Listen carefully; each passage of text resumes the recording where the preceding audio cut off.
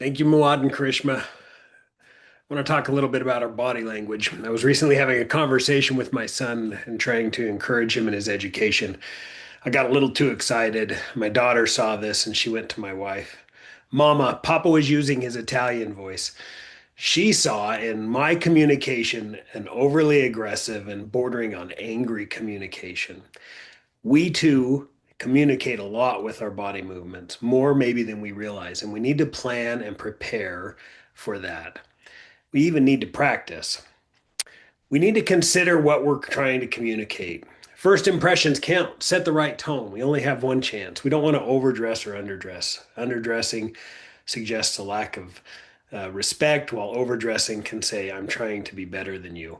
We want to do what Guy Kawasaki said and dress for a tie. Consider what other people will be wearing and match that style. We want to project confidence, be intentional. Whether it's in person or virtual, we can use bigger movements, be open, and communicate. Step forward to emphasize a point. We might cross over to the other side of the room for a main section. If we're presenting virtually, get the camera up, stand up, make sure that it's at eye level so we're not looking down at the camera. Exaggerate those movements like you would in a personal conversation, but a little bit bigger. But make sure that they're natural and not contrived. We don't want to be melodramatic, because that's going to express some inauthenticity. We don't want to pace or stand completely still.